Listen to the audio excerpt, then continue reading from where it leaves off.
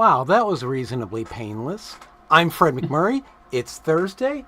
Everything seems to be streaming, which means it's 2 p.m., this must be...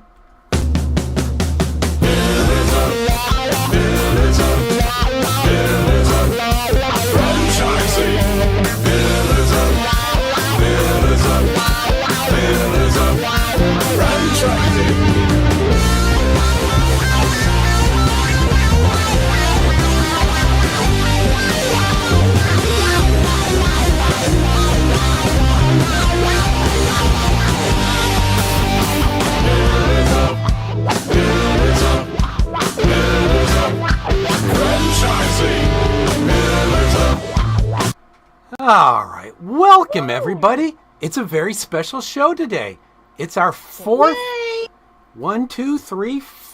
anniversary. Everyone got their drink? We do. Happy birthday to Pillars. Happy birthday. Woohoo.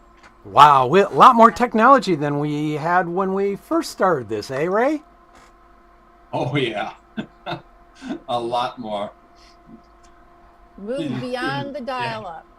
We've gone beyond the dial-up and the audio only, and we have a very special guest appearance by our first guest. Yes. Who's muted. That's what we do. I was probably muted then too. Welcome, Ms. Awesome. Rempel. Welcome back. Thank you. 4 years later. 4 years. I can't believe it. I think I have a couple more lines since then, but other than that, We all do, honey. We all do. There's a reason why I wear the hat, because there's a lot less hair, and what's there's gray. Well, you can fix that. Look at it. Yeah. Clearly, that is a fixable problem. I do. I wear a hat. Why do you So, think we used to have the hat rule? We did, but we have evolved into not hat-wearing humans. Yes. But I want to talk a little bit about the team that we've grown. It started with Fred and Ray, and Dun, dun, that's dun, it. dun. Dun, dun, dun, And dun. we have gone from that to this full-fledged team of professionals and experts and people who are trying to make the franchising space a better place. So Ray, here's what I want to know. I know people know this story probably, but of how it began.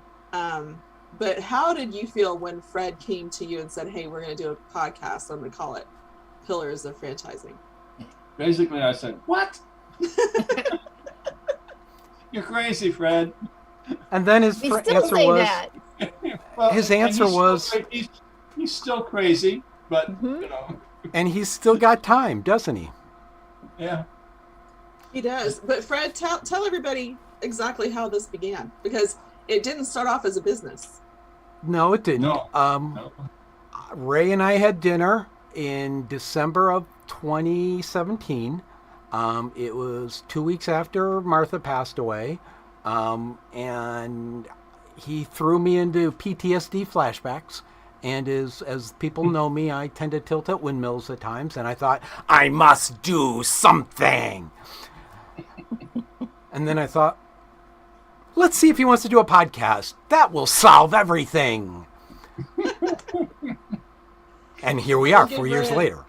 Exactly. So here's the thing that's kind of fun. For all your antics, Fred, that is one of the kindest stories I've ever heard. And I think that is why you bring a team of people together, is people who care about each other, who want to make each other feel better in times of crisis, and who really have genuine affection for each other. So Yeah.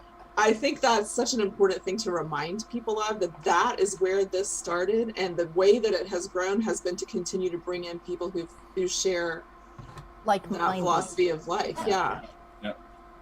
I think the thing that brings us together is that we're all real and genuine people. Yep. And that's and that includes Nancy too. She's not on this. Sometimes I am real. Sometimes I am a robot. It depends where I am. Right. Don't Don't get me started. Yeah.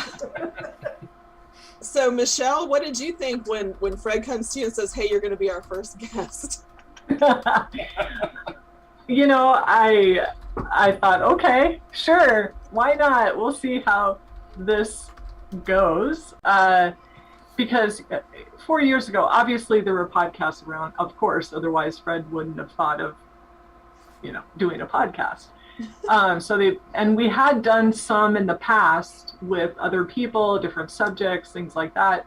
Mm-hmm. So when he said, "Hey, will you kind of be our guinea pig, our first guest?" I said, sure. But in the back of my mind, I thought, well, I could see this thing lasting for a little bit, and we'll peter see how it goes. Well, we'll see how it goes, because. Yeah. So I honestly, and Fred will love to talk about this multiple times a month. I did not expect to, see everybody 4 years later doing this program or this show. So it's awesome. Congratulations to everyone.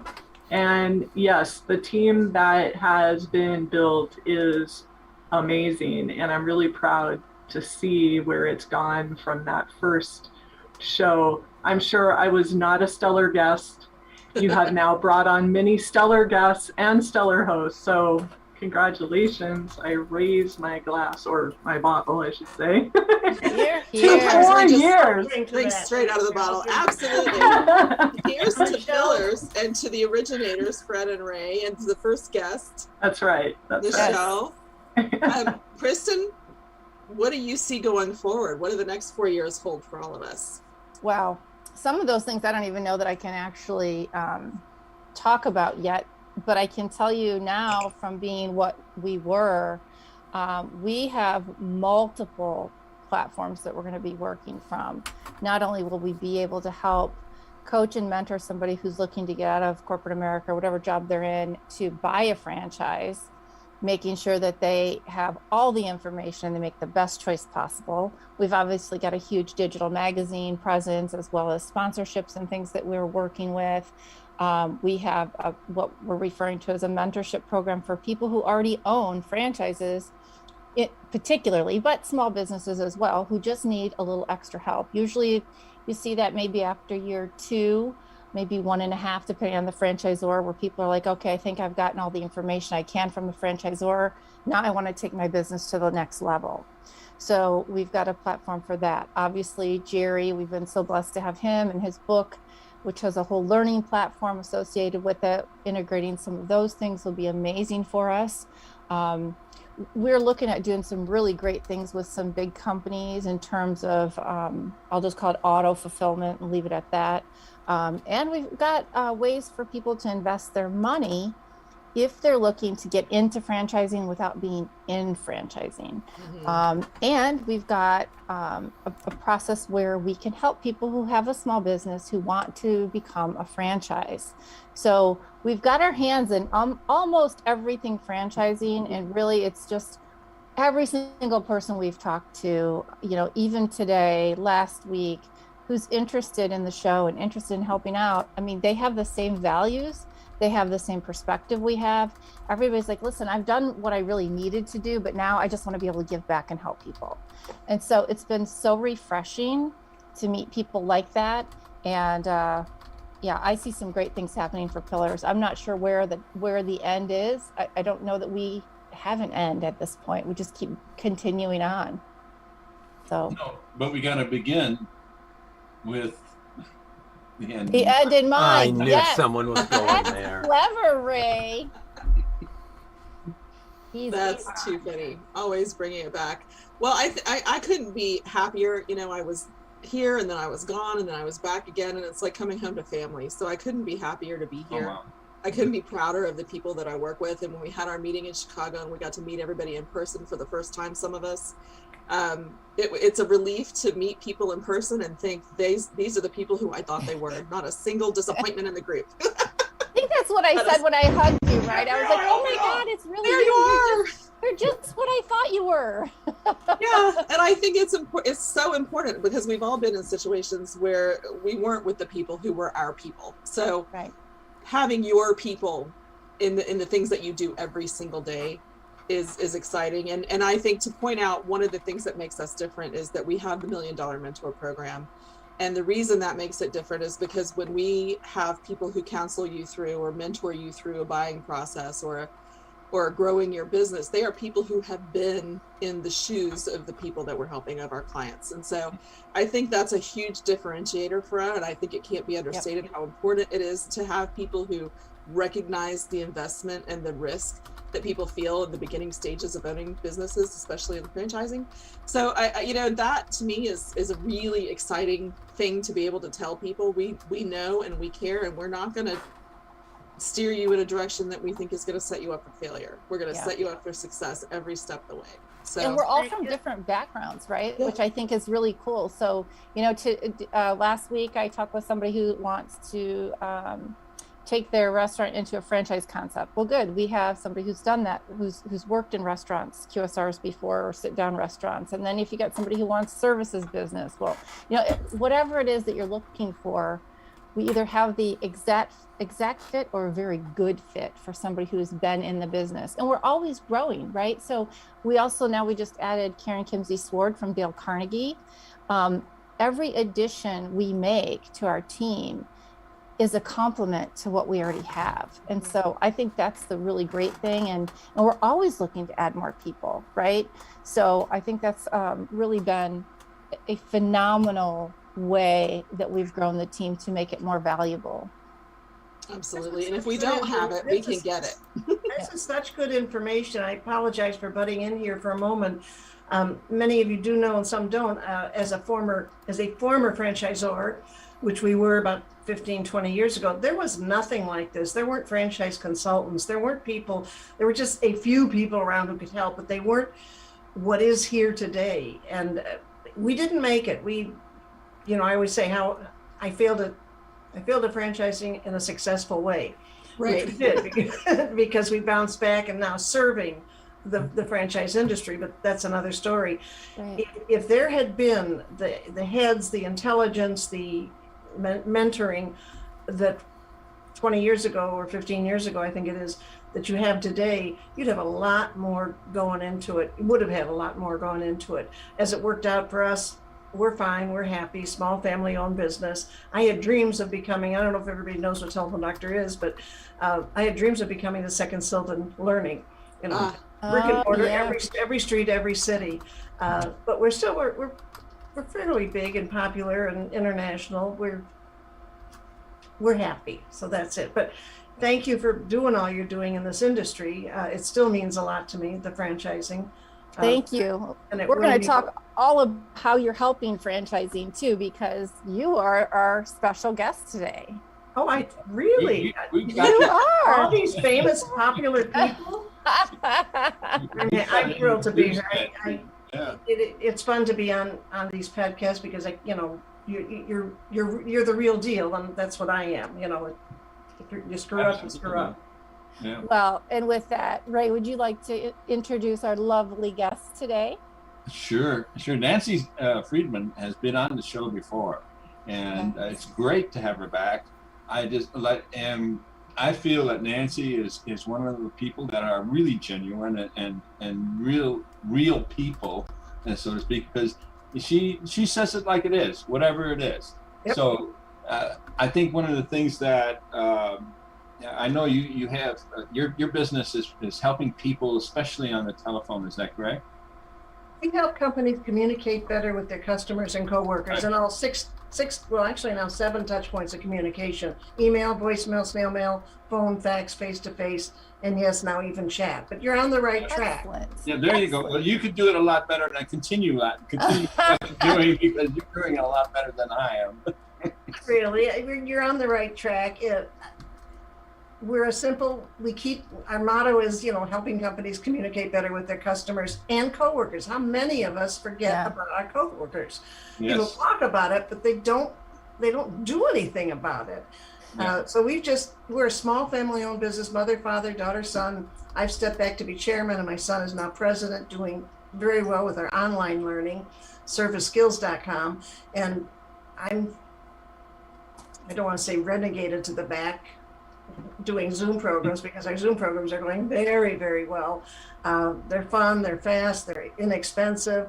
I've been grounded from travel, so that's another story, but we don't have to get into that. It's just been fun. And I would say 80% of my work is in the franchise industry. And then, of course, there's normal people, as I call them, normal people in the plain old corporate world. Well, we just won't even think anything about what you just said there, Nancy. Okay. We are extra normal. There you go. Sometimes I'm not taking any votes on that, Kristen. Well, so Nancy, you touched on a couple things here that I want to point out because, when people think of the telephone doctor, right, just that name, you're like, okay, well, who actually talks on the telephone today? But you talked about these different touch points. And do you find, especially today after COVID, as more and more people are working remotely, that whether it be Zoom conferences, chats, text messages, did you find there to be a huge gap in how people communicate verbally, face-to-face, versus how they chat and how they text in terms of style? We've all learned a little bit about how people Zoom. And some people just do this, some people do this, some people stick their hair. I mean, we forget that we're on camera. And so our article, be camera ready for a Zoom meeting, and I'll send it to you if you want to post it. It's just, we all have bugaboos, and I did a annual meeting for Glass Guru, which I'm proud to say. Yes. And I got the recording, and I didn't realize how often I did this, which was bugging me to death as I watched it. Right. It wasn't as often as that, but we all have little oddities that we don't realize we have. And if you watch it, it's like listening on the phone, listening to the calls back. People say, oh my gosh, did I say that? Yeah, you did. So you should watch one or two of the Zoom programs that you do to find out what's going on. But in answer to your question, which I have forgotten already, I will say that too many people are using COVID as an excuse. Yes. The businesses. I mean, I walked in the other day to some place and I said, it's not ready. She says, well, it's COVID. I said, you're kidding me. It's COVID? Yeah. Wow. And I stood with a lady next to me. I said, did you know it was COVID? I mean, who the hell cares? You shouldn't have to stand behind something. You just say, I apologize, it's not ready yet.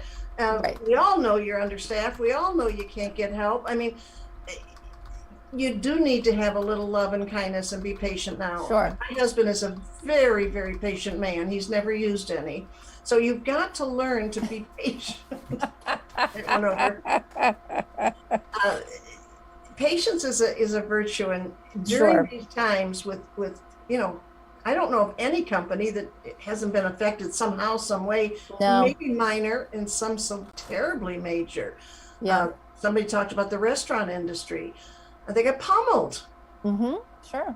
Yeah. So how do you coach a restaurant? Let's take, so now a restaurant's a great example for me because you tend to have teenagers or young people working, and then you have like a lot of times the parents like me who are frazzled and running to and fro.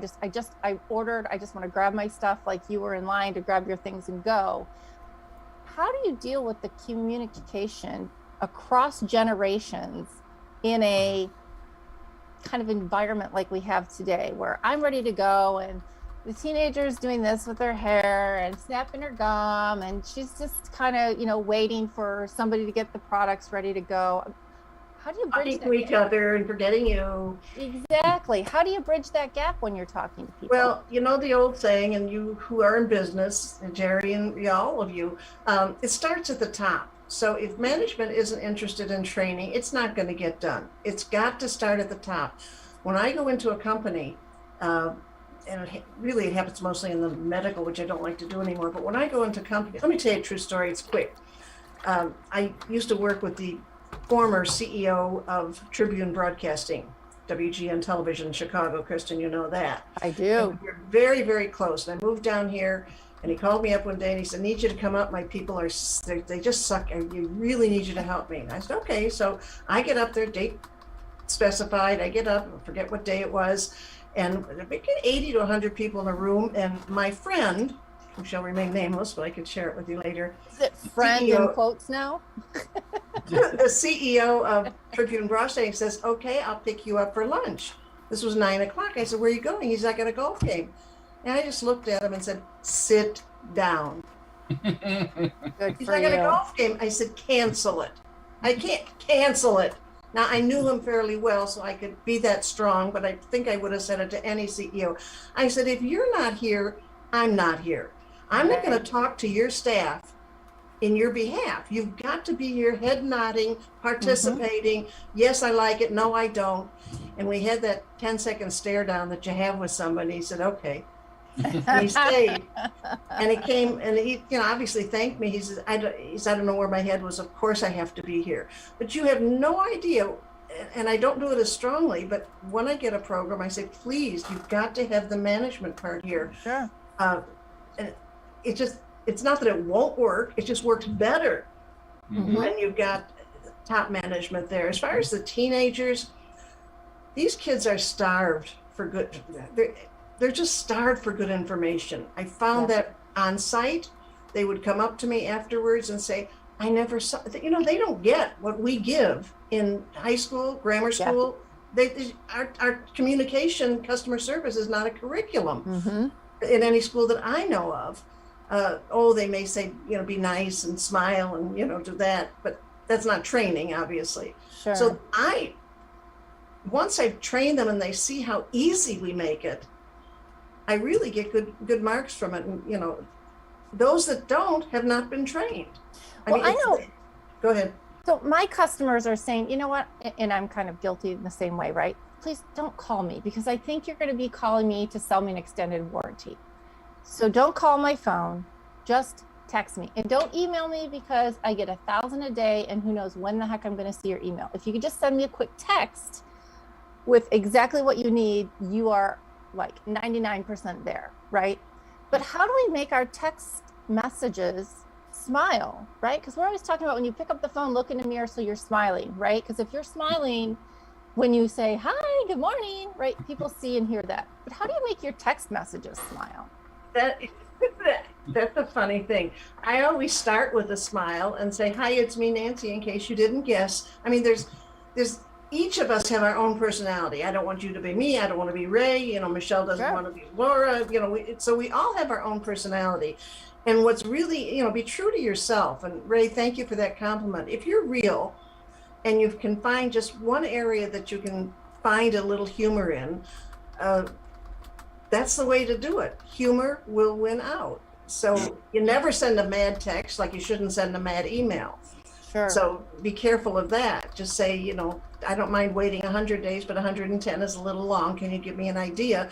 If you can put a smile on the person who's receiving the text, you're a winner.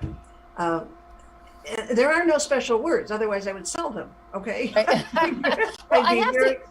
have to guess some of these acronyms. Like my kids sent to me one time, and they are all teenagers. So understand if you know what this stands for, they're teenagers, right? So it's ROTFLMAO. I'll be right back because I have this texting dictionary. Yes. See, I'm like, what are they talking about? So let me look and see what that is. ROTFLMAO. What is that? And then let me look it up. Wait a minute. ROTFLMAO. Something left my Rolling on the floor, laughing my off. Yeah. So that's where it is. That's where it is. Right. You need to get this. This is so handy. You get a text and somebody says something. This guy is RR. You know what that means? No. Really rich. Okay. All right. Well, that makes sense. I mean, it's all here. Well, so how do you get your staff, right? Because these are real things for people to understand. And more, I'm telling you, my customers tell me, don't email me, don't call me, just send me a text. Now, luckily, we have some automation that allows that to happen properly, and I get to write what the text should be. Yeah, good for you. But there are situations in which that doesn't happen. And so I'm just curious, how we combat that and how we make sure that people know what's really etiquette when you're texting customers and what's not. you're really lucky that someone, a customer especially, has said how they want to be contacted. Because Yes. that's one of our first good customer service techniques is, Mr. Pillar, do you prefer email, the phone, text, Pony Express? How do you want to be contacted? Snail Yeah. mail. So he might say, well, I love texting. Okay, mark that down. He loves texting. Right, Somebody right. else will say, oh my God, I can't stand texting. Please email me. And then then we do get so many emails, and some of them are so useless. I do have a question. Yes, sir. If Nancy, I think, even towards the beginning of the show, we always talked about how important it is and how we communicate with our employees.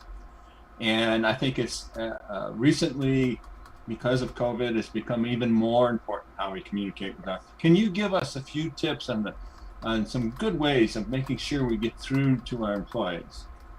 Well, like anything else, confirmation of a statement is always important. When you're face to face or when on a Zoom, I can say, Michelle, and blah, blah, blah, blah, blah. Does that make sense to you, Michelle? And she gets to say yes or I don't understand. So that's face to face. And we're so lucky when we can either stand in front of somebody or have lunch with somebody or go Zoom somebody. But on the phone or where there's no way to get a facial expression, you got to just barely ask somebody. Now, I've just asked you not to take too many breaks. Am I being real? Is that something you can deal with? Do you understand that? Well, yes. How many breaks do you think there's got to be, I don't want to say effort, but there's got to be a little job on your part to get confirmation from the person. Putting it in writing's a little strong, unless it's, spitting on the floor. I'm going to need that in writing. We're not going to spit on the floor anymore. But from what I'm hearing, you're just asking normal communication things, and you're looking for an answer, and is not an answer. Yeah, that's right. By the way, there's not a thing that we share, an idea, tip, skill, technique, whatever it is, that cannot be used within your own family. And that's a great way to practice, boys and girls, is try it on your own kids, your husband. Dick and I, we go back and forth we've got a wonderful phrase, I'm a big double checker, and I make a big deal about that in training. Just when somebody asks you something, say, let me double check that. And because that's a confirmation that I'm good, and I'm going to double check for you. It's a wonderful thing to say to anybody. So every morning, Dick's up and he can't hear me.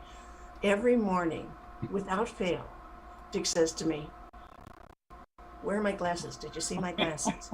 So I say with a big smile, did you double check the bathroom sink where they are every morning? Let me double check. Yes, you're right, Nancy, they're there. So instead of saying, doofus, you left them there all the time. So I just asked him if he's double checked. And there's just so many, we use the KISS method, and I know you all know what that is. Keep it simple, Simon. Right. And if you do, you know yourself that some people complicate things that don't need to be complicated, Yes. including I resemble sometimes. that. Yes. So I wish I had a magic bullet. Like I said, I'd sell it. Yep. Well, Nancy, thank you so much. We always appreciate you coming on and talking to us. And the article that you mentioned, Lucky, that's in our digital magazine this month that came out on the 1st of February. Well, good for you. You guys are so much fun to be with, Elizabeth, and with Ray always is. Where's Fred go? He left already. Yeah, he's in virtual world. He's hiding. Just, We don't let him out of the pen often. I understand why. Okay. But Well, I am easy to find online. Link in with me if you haven't. And thank you very much for allowing me to be on your God bless you celebration. 4 years. Thank you. Thank you, Nancy. Nancy Friedman, Friedman, right? Correct. Did I get it? Excellent. Nancy Friedman, you can find her on LinkedIn, the telephone doctor.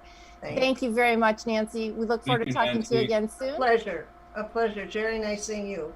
Do I sign off or stay for the rest? You can do whatever you want. Hey, franchise owners. How's your local marketing? Do you feel like you could use some help keeping up with your social media posts and comments and reviews? Do you wonder if you could be doing more to attract local customers? Are you able to identify new move-ins to your local area? At Westvine, we help franchisees like you reach more local customers through digital marketing. With daily monitoring, creative content, and ad placement, and customer data intelligence, we'll get your business in front of the people who want your products or services. We also work with franchisors who need an agency to handle the digital marketing for all of their locations. If you're ready to reach more local customers, give us a call at 805-265-5440 or visit us at westvine.com. That's 805-265-5440 or westvine.com. Well, hello. Kristen, how are you today? Jerry, it's Friday Eve. Friday Eve, let's have well, we already had a celebration. Let's have another one. Look, let's all pitch in. Yeah, I love Friday Eves. You know that. And I love doing our Pillars of Franchising show. And I love it when all of a sudden things pop up and I'm like, well, look at here. Now today I get to talk to you about narrowing the selection in franchising. And what a great topic it is, right? And as we try and help people to find the right franchise and stuff like that, this will be one of the best chapters, one of the best investments they could have. And the chapter is so big and there's so much information in it. All I can do is just touch on it today. But I do want to revisit something real quickly. Yeah. How about that Nancy Friedman lady? Holy cow. She what has amazing more energy. Stuff. Yep. Yeah. And she said some things when you were talking a little bit about, expressing a smile when you're talking on the phone and things like that. It makes me go back to my childhood when I was running a telemarketing company, one of the first ones in the area. And I remember putting mirrors up on the wall of the cubicles people worked in. So they would smile at themselves and it would come across to clients and so on. So there's a lot of little tricks and Nancy is the queen of all of that stuff. So that was great information. Yes, absolutely. It took me back to my call center days. That's why I brought it up. You have to smile when you answer the phone. Yeah. So in this chapter, now last week we talked a little bit about my history in trying to find a franchise and the fact there were no systems, no processes, nothing. And how I spent so much time in my car and my highlighter looking at industry magazines and highlighting and sticky noting things and stuff like that. And it was just a convoluted mess, but it was still some sort of a process that I could handle. Well, over the years of mentoring franchisees and potential franchisees, I've come up with a system that we call our SORT system, S-O-R-T. And S stands for search, O stands for organize, R stands for rank, and then T stands for test. And this is such a big difference from back in the day when I was going through my process. Big differences, and one of the things people need to understand at heart, there is such a large difference between telling a friend that you work somewhere and telling somebody that you own a business. Oh, yes. Huge difference, right? Yeah. So the pride and the ego and things like that go with owning your own business need to start when you're choosing which business you're going to go into. You've got to be able to find something that you do have that pride in, that you want to be engaged in, and those kinds of things. So following some sort of a process, whether it's my SORT process or something else, can be critical. It can be life-changing. It can be business saving or salvaging.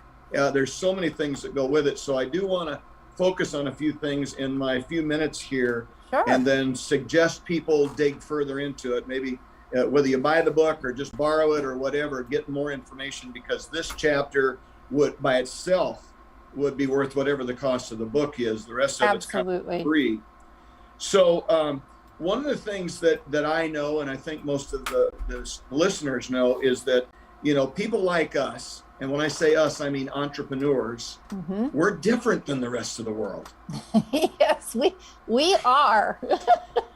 Sometimes different is good and some of it's bad, right? But the good part, one of the things, and anybody that knows me and has observed me working in my climate will tell you, I've usually got my phone, my computer, and my iPad and a notepad all scattered right here, and I'm running them all at the same time. Yep.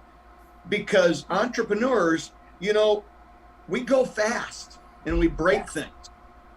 And Yes. when we break things, we learn from it so we don't break it again. So having the tools close by, of which the SORT method is one of the tools that we use. But, you know, when entrepreneurs are involved, especially when they're, and I'll call them baby entrepreneurs, the ones that are considering a franchise and trying to figure out where they want to go with that path and all of those kinds of things, there are a lot of things to consider and virtually none of them think about it. Yes. On their list is choosing a franchise. That's it.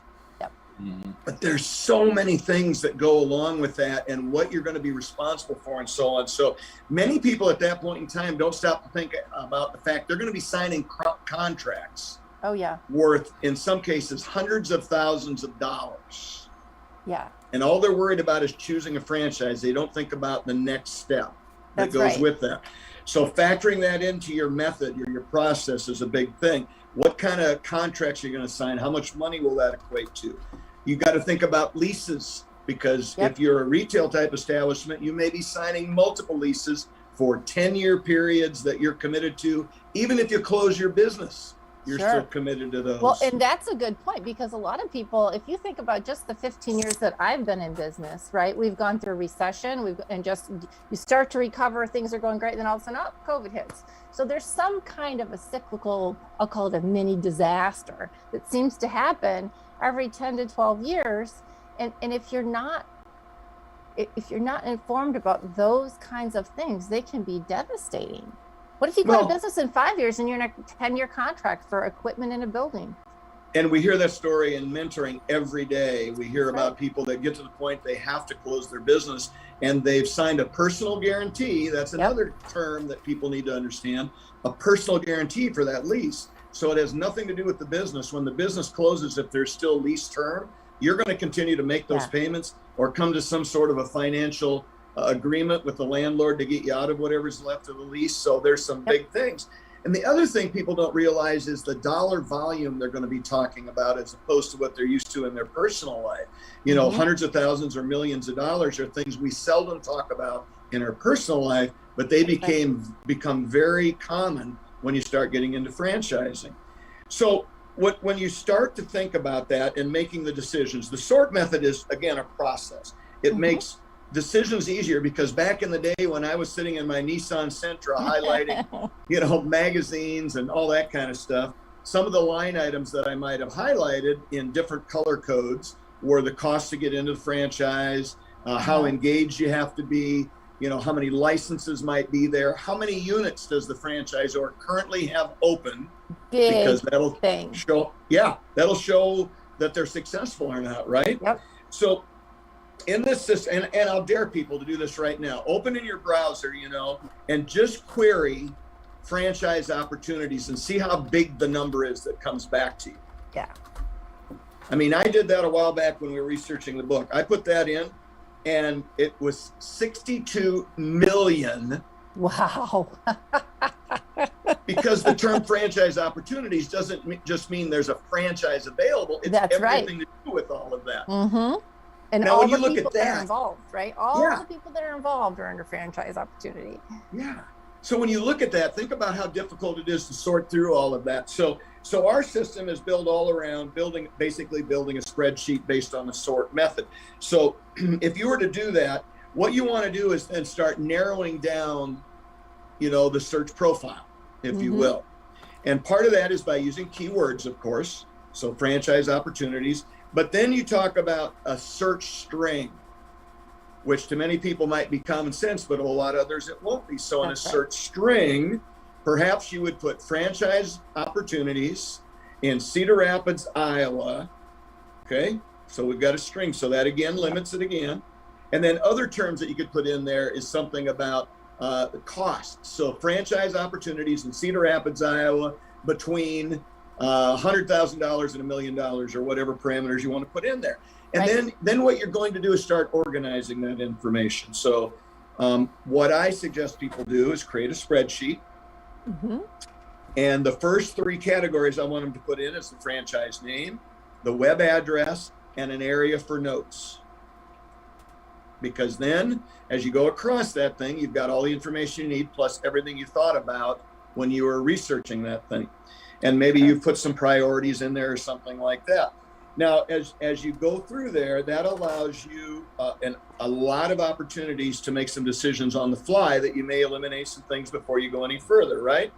And then I want you to try and minimize it to, I'll call it the dirty dozen, that dozen or 10 that really leap out at you right away, and put them on the axis, right, on the other side of that. And then as you're going across further, I want you to put in some things that help you compare and contrast. So some of the criteria might be cost. Mm-hmm. And then when you go down that column, I want you to put in a grade from 0 to 10 on where that ranks on your scale. Nobody else's, your scale. So if you think you're willing to invest $100,000 and it's $200,000, maybe it gets a 1. Mm-hmm. If it's $80,000 to $100,000, maybe that's a 10. And what you're going to do is continue along doing that process. So you're going to look at the phase of growth. In other words, how many units do they have? And you're going to put all kinds of things down there that relate to that. So a phase of growth. If they've got 10 units out, maybe that's a 1. If they've got 110, maybe that's a 9 or something. And you see where I'm going with this is you put in more columns. So location, is it home-based? Do you have a retail place that you got to have? Will you be signing a lease?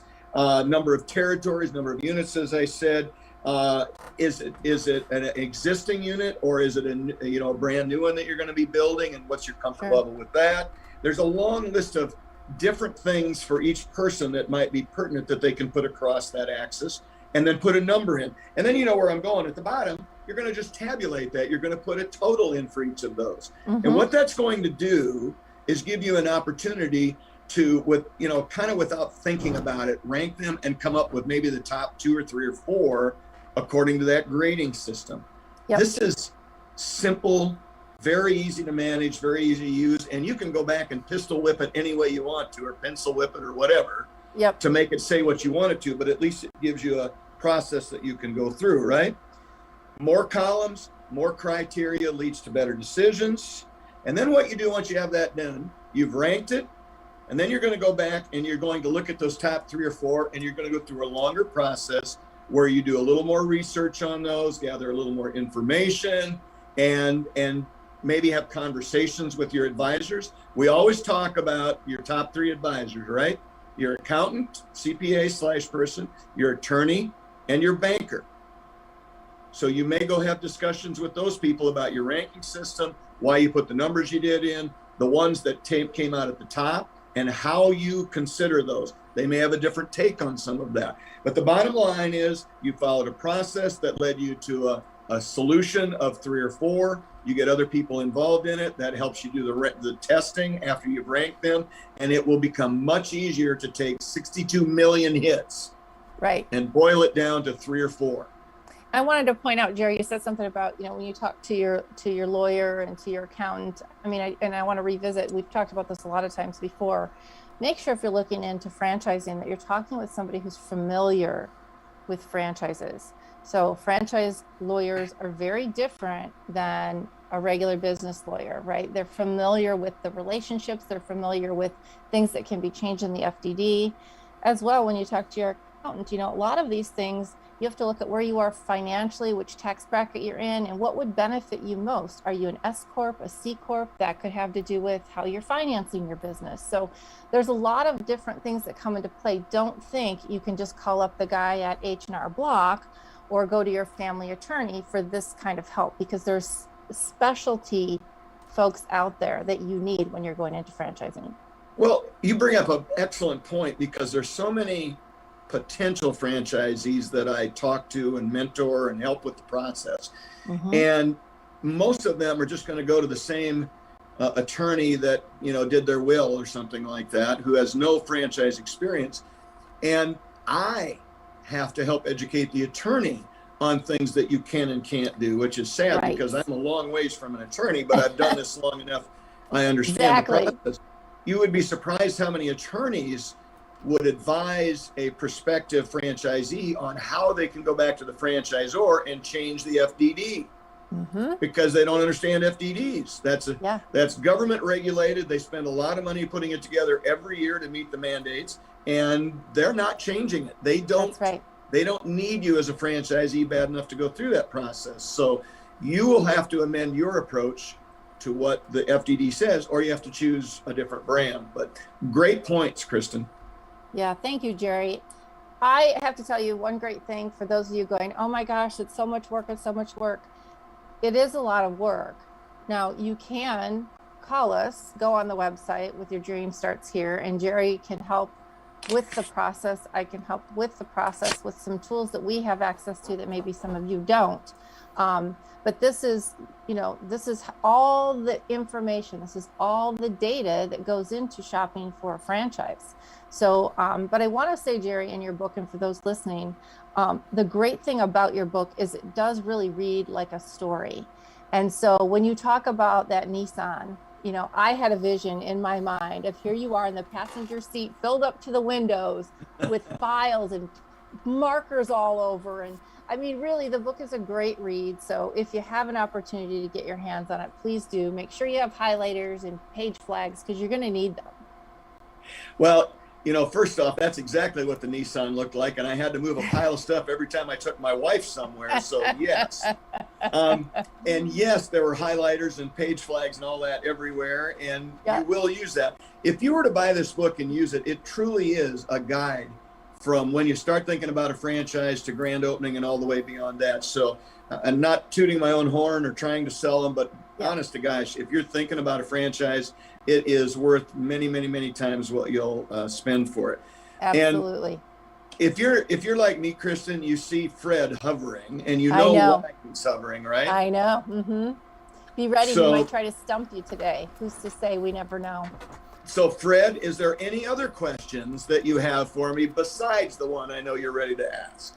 Yes, I do actually. So today's question of Stump Jerry is, some of us know that you started out life as an Iowa farm boy.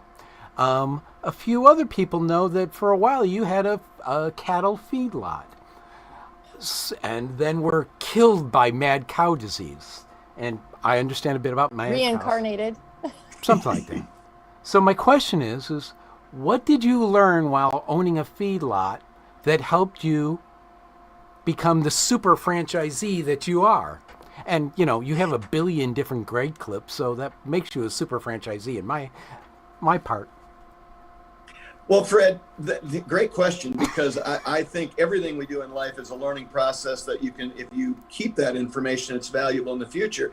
My banker and I had this conversation many times. First off, that was the first time, other than land purchases, that I dealt with writing $100,000 checks when 2 pot loads of cattle, baby cattle, pull up and they unload, right? So the banker and I had some long conversations about that, because point 2 is some of them are going to die, and I mean die prematurely, which means you're out that money. That's got to factor into your cost. So when you think about that from a business standpoint, whether it's a franchise or raising cattle, you got to understand not all of these things are going to work out. Your plans as far as a pro forma and a business plan, they're not going to always hit where you want them to be. Your break-even point might be pushed out a little further because of COVID, because of supply chain issues, because of demand for real estate, because of all kinds of things. All of those things I learned very clearly when I was, my part-time job was farming and raising cattle. Another thing, insurance. So those cattle deaths can be covered by insurance. So making sure you're properly insured. Insurance doesn't just necessarily come with signing a contract and paying money to an insurance company in case something burns down or whatever. Some of the insurance is making sure you've got the right processes in place so that your path through your business cycle stays fairly consistent instead of having peaks and valleys. Again, almost all of that came through my learning path through corporate America and raising cattle. Really interesting question, Fred. Thank you. That is actually, and you did a great job tying those two together. I was saying to Elizabeth, oh my gosh, the tagline is feedlot to franchising. Your next book. The next book title. Getting it started for you, Jerry. Next book's already written, Fred. Can't change it now. Yeah, all right. If you haven't figured out franchising, go buy a feedlot, and then no, don't do that. I don't recommend anybody does that. So, Fred, question yes, of the day. You want to know if I'm now's assuming, a good time, right? Yeah, bring it. Is it a good time to buy a franchise? You know, it is a great time to buy a franchise, and I don't want to sound like I'm beating the same drum. And I have new information today that proves that this is a great time. And this comes from IFA, the International Franchise Association. I'm just referring to my notes so I get the numbers right, guys. But on February 2nd, they released their 2022 Franchising Outlook Report. And this is a survey of existing franchisees all across many systems. In 22, it's the third year of dealing with the COVID pandemic. So they were unsure what kind of feedback they would get. So let me share some numbers with you. 70% of franchisees and 84% of franchisors rate their opportunity for growth in 2022 as strong or very strong. Think about that. Roughly 80%, 70 to 80% say that 2022 growth is going to be strong or very strong. The same survey shows that revenues are now equal to or higher than pre-pandemic levels.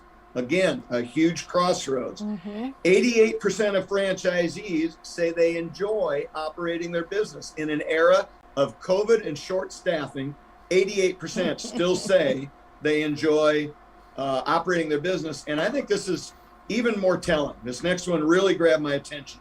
86% of existing franchisees say they enjoy being a part of their franchise system. How powerful is it when the people who are paying the bills say, I am really glad I joined this and I'm a part of it. So there you go, Fred.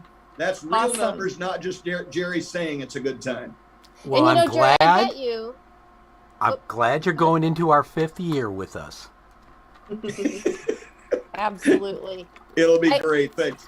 I have to think that that's probably a lot of the Zors stopping during this pandemic and reevaluating where they are, what they can do to help. And obviously it reflects the number of franchisors that made sure to check on their franchisees and offer assistance through the pandemic. So I think that's great. That's great. Awesome. Jerry, thank you again. As always, we'll look forward to seeing you again next week with more great information and more updates. And another strange question from Fred. Of course. All right, as always, thank you to Jerry Akers. We want to welcome 2 new sponsors to the show. Franchise 247 is the first one. The Franchise Show 247 virtual platform provides access to best of breed franchise information all in one place. With seminars and guides on franchising, Franchise Show 247 offers a continual exhibit to find all things franchising. To find them, visit franchiseshow247.com. Our second sponsor is the Titus Center for Franchising. It is the only dedicated university center in the country focused on enabling students to master the principles of business franchising. For students interested in business and business franchising, the Titus Center provides unparalleled opportunities to hone their knowledge and learn from the most respected leaders in the field. To find out more information about them, visit pba.edu, and you can Google Titus Center for Franchising. It comes right up. We'd also like to encourage anyone who has questions to call in, 323-580-5755. We can get Jerry back on if we need. And we have Laura Liss, franchise attorney, coming up next. So feel free to message us or give us a call to ask her questions as well. Hey, welcome, Laura. You're on mute, just so you know. Oh, there you go. Good. See, you're faster than me. Don't worry, Kristen. I was just waiting for you to do the intro. Yeah, well, welcome to the show. We're so excited to have you. We know that you are a franchise attorney and you help franchisees and some franchisors as well, right? So kind of both sides of the coin. Yeah, we find that we have really great experiences in the industry because we are every day talking to both sides, right? We don't have just one perspective. We know what's affecting our franchisee clients on the ground, and we also know the kind of protections and growth that our franchisors are looking for. That's awesome. So today, let's focus a little bit on a franchisee, somebody looking to buy a franchise. What are some of the critical pieces that you would advise people to look for when getting ready? Obviously, Jerry talked about kind of his sort system, but what are some red flags and things that you would recommend to people if they're trying to go out and do this on their own? Yeah. Well, I think that a lot of what Jerry shared is really critical advice for when they actually are reviewing a franchise concept. But I think that even more fundamentally, and maybe he's touched on this in prior weeks of the show, is to really think about things that you could or couldn't see yourself doing as a potential franchisee. You know, we've all heard about the labor shortages, right? And depending on what kind of business it is, you know, you might have to be called in one day to help run your store. Yeah. If you can never see yourself, you know, flipping burgers Yeah. or, you know, running a deep fryer, probably food is not the right path for you, right? Right. But at the same time, you know, I mean, I have a client who we just bought an existing location of a franchise, you know, and she already owns one. This will be her second. And, you know, the seller was having to be in the store all the time because he found out that his front desk person had actually been stealing. Oh. Okay. So, you know, just like any business, you have to be able to be in the store if, in fact, you lose a manager or you lose a, you know, person who's really supposed to be there if you aren't planning to be there, which is Sure. another fundamental question. Like Jerry referenced, you know, what kind of time commitment are you planning to put into the business? Yep. Is it something where you are looking to do full-time best effort, or are you looking to, you know, be semi-retired and have this as an income stream, but you know, maybe you go around and you check on your store, you know, twice a week, and otherwise you have Right. free time. You know, those that's are- actually such a good point. Today we were talking with somebody who wants some assistance in helping buy a franchise. And so we were talking about, you know, well, what kind of lifestyle are you looking for and what is your current situation? And this gal has 2 young kids and Right. looking at a retail concept. And I said, if that's what you want, but I want you to think about pretty soon you're going to have room parties, you're going to have all these different things coming up with your kids. And if you're okay not being there, that's fine. But I just want you to understand what kind of sacrifices you may be having to make. Right. And a lot of that is also evaluating what is the potential profitability of the business. For example, in some concepts, you know, if you only have one location, right, you may need to really be there. You really can't afford to have, you know, a manager, maybe, you know, a couple days a week so you have a little time off, but not full time. And so Right. what you're explaining is a very plausible reality if the numbers are just not there, Yep. right? And so, you know, if you say to yourself, okay, it is important for me to be home with my kids and be there, you know, basically 2 p.m. onwards, you know, so you can be ready for when they get home from school, then you need to be evaluating that in your analysis of picking a concept. Yeah. And sometimes we have people who come on and, you know, the reality is they don't know what they don't know yet. Right. Right. So when Yeah. you say, oh, I have small kids. Okay. Well, let me tell you how that worked out. Because things come up. And let's say it's COVID, and guess what? Your kids are going to take a year and a half off of school and they're going to be homeschooling. So Yep, and those that's are very all definitely all franchisees have been, and business owners in general, right? Sure. Have been very challenged by COVID. It's I would say it's unusual, but here we are in what I jokingly call season 3 of Yep. the pandemic. And you know, it's not new anymore, right? Right. We all have to be evaluating this. And I think that franchisee candidates are evaluating it, you know.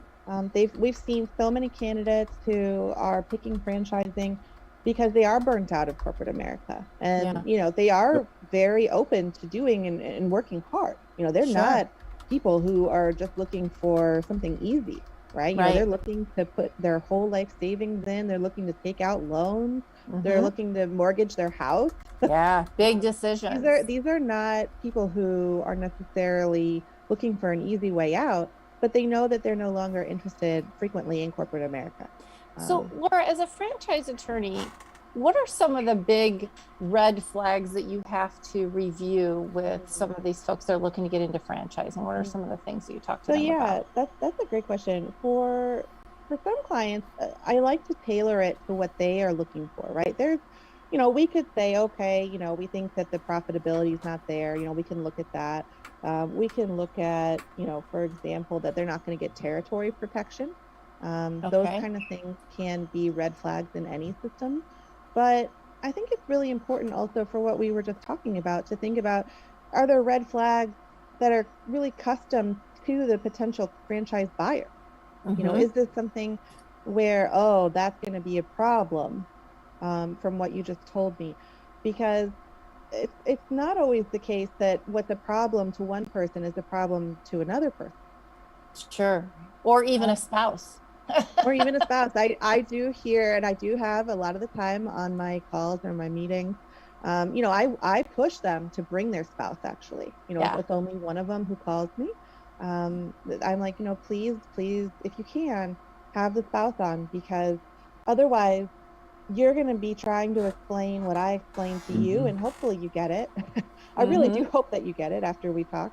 But, right. If they have follow-on questions, it's much simpler when we're all sitting together to just answer those really quickly, so that way they have that peace of mind, because, usually if one spouse isn't interested in the opportunity or they think it's too risky, that's gonna shut it down. Sure. They're not gonna make the investment.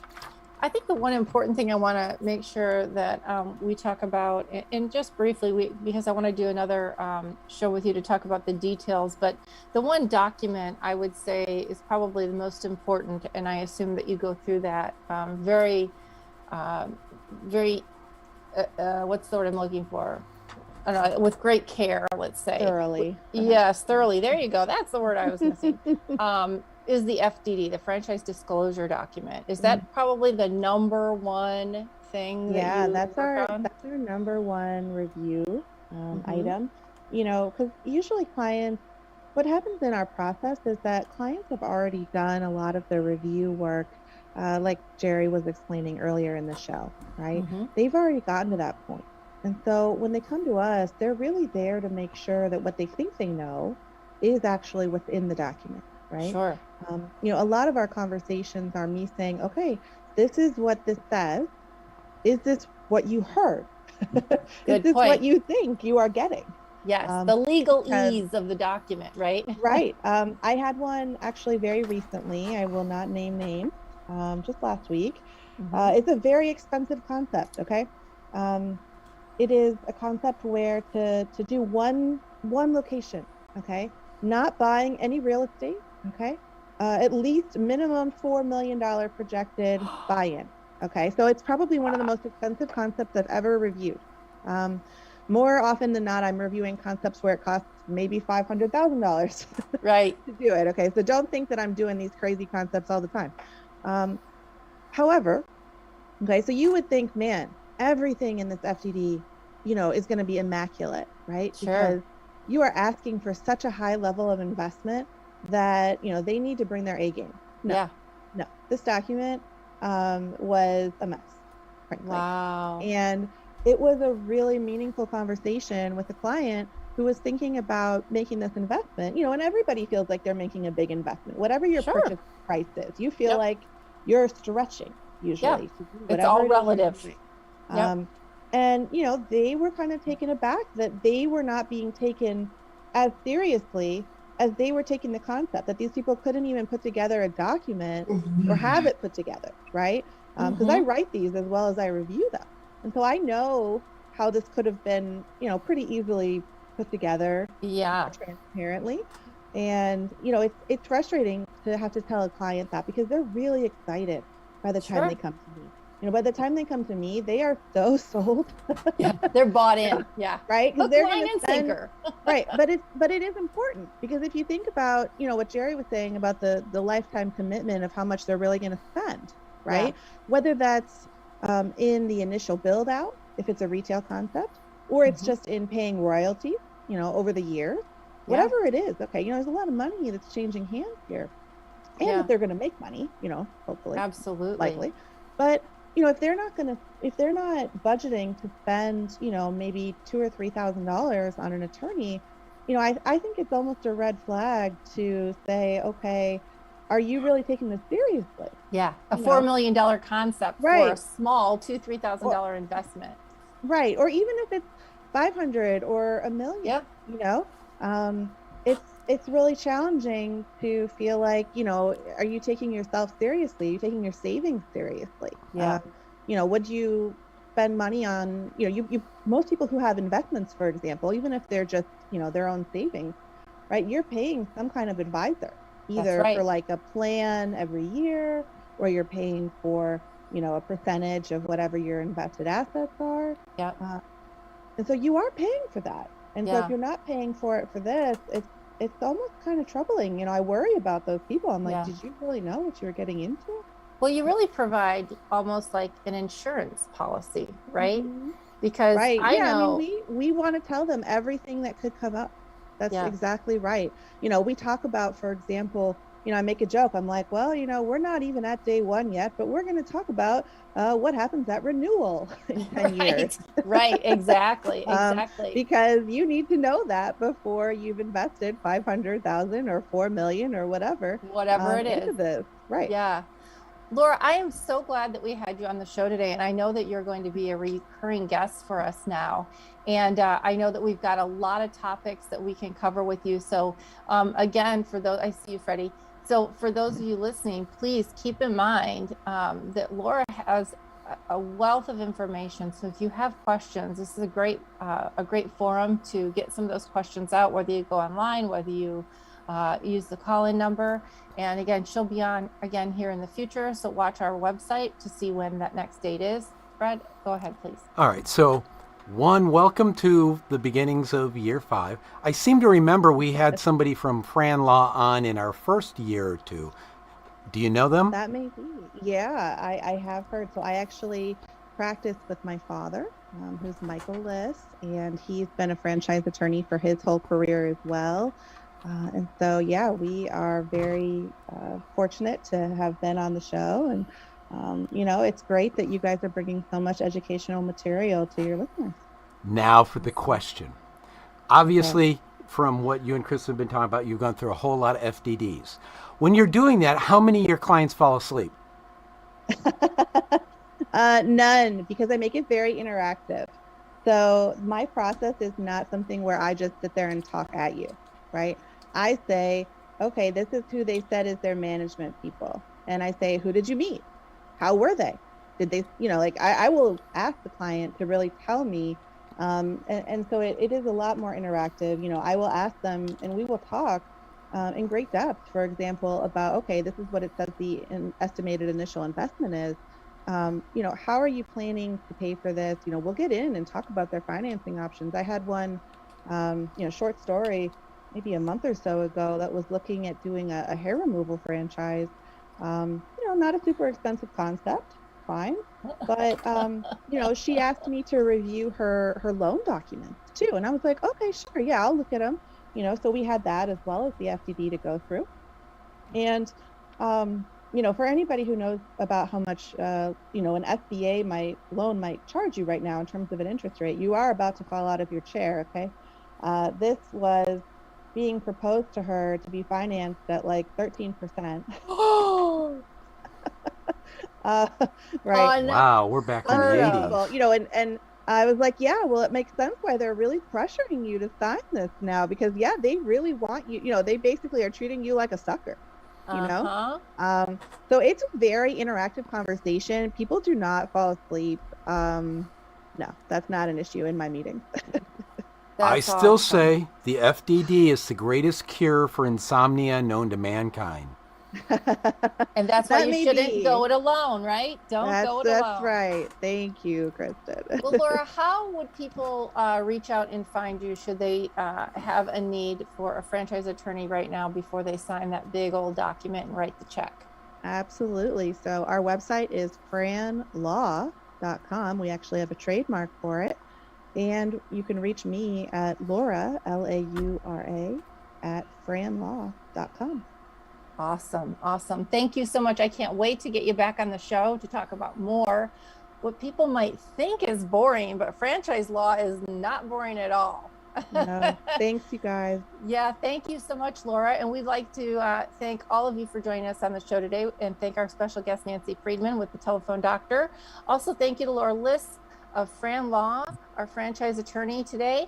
And please be sure to like, share, comment on this episode. And as always, thank you to Karen Kimsey Sword, Ray Pillar, David Kajanik, and Jerry Akers, our $1 Million mentors, for their insight and wisdom. I am Kristen Shelmetzi. I am your 5th $1 Million mentor. And together we are your resource for franchising success. This has been Pillars of Franchising, and the dream starts here. up, fill it up, fill it